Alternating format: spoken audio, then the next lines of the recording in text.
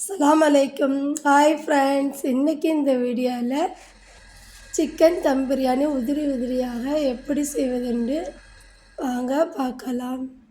அதற்கு தேவையான பெரிய வெங்காயம் 4 வெங்காயம் கட் பண்ணி எடுத்து வச்சுருக்கேன். மல்லியில் புதினாவில் 4 தக்காளி கட் பண்ணி எடுத்து வச்சுருக்கேன்.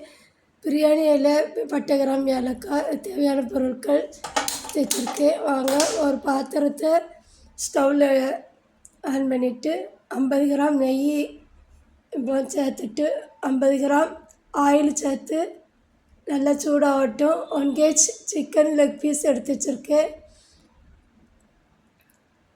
1 kg பிரியாணி அரிசி, சீரக சம்பா அரிசி எடுத்து வச்சுருக்கேன். ஊற வச்சிடலாம். தண்ணி ஊற்றி ஆயில் சூடாகட்டும்.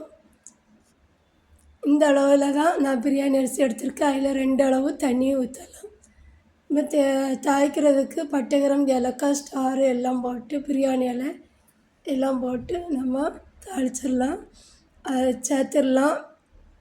வெங்காயம், பெரிய சைஸ் ஆனியனை சேர்த்து நல்லா வதக்கிடலாம். 2 சால்ட்டு போட்டு நல்லா பொன்னிறமாக வதங்குறதுக்கு ஈஸியாக இருக்கும்.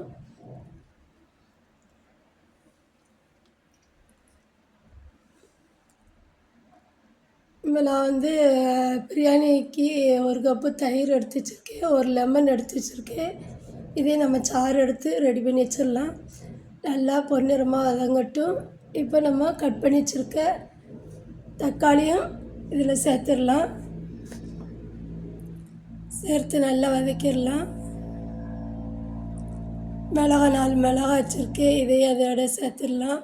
மல்லி இலை, புதினா இலை எல்லாம் சேர்த்து நல்லா மிக்ஸ் பண்ணி வதக்கிடலாம்.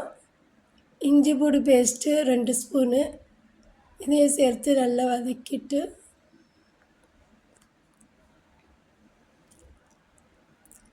மிளகாய்த்தூள், சிந்து சிக்கன் பொடி 3 ஸ்பூன் இதையும் சேர்த்துடலாம். பிரியாணி மசாலா 3 ஸ்பூன் இதையும் அதோட சேர்த்துடலாம். கரம் மசாலா 1 ஸ்பூன், மஞ்சள் தூள் ஒரு 1/2 டீஸ்பூன் இதையும் சேர்த்து நல்லா வதக்கிடலாம். 200 ml தயிர் இதையும் சேர்த்து 1 லெமன் சாறு எடுத்து வச்சு சேர்த்து நல்லா வதக்கி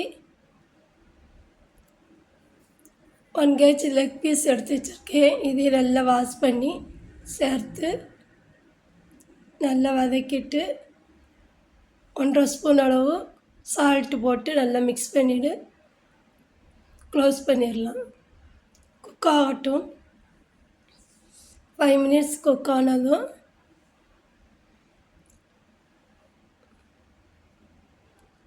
இதில் தான் நான் அரிசி அளவு எடுத்தேன்.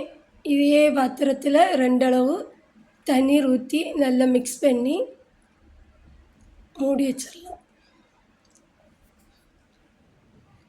நல்லா கொதி வந்ததும் நம்ம வடிகட்டி வச்சிருந்த ரைஸையும் இதில் சேர்த்து நல்லா மிக்ஸ் பண்ணி சால்ட் 1.5 ஸ்பூன், மொத்தம் 3 ஸ்பூன் அளவு இதை மிக்ஸ் பண்ணி மூடி வச்சிடலாம். நல்லா குக்காகி வந்துக்கிட்டு இருக்கு. ஒரு கிளறி விட்டுடலாம். குக் ஆயிடுச்சு.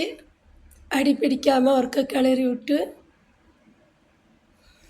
இங்கே பாருங்கள் எவ்வளோ ஈஸியாக பிரியாணி, தம் பிரியாணி ரெடி ஆயிடுச்சு பாருங்கள். இதை மாதிரி நீங்களும் செய்து பாருங்கள்.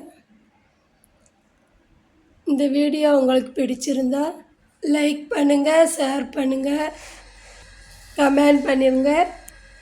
மறக்காமல் சப்ஸ்கிரைப் பண்ணிடுங்க. பாய்.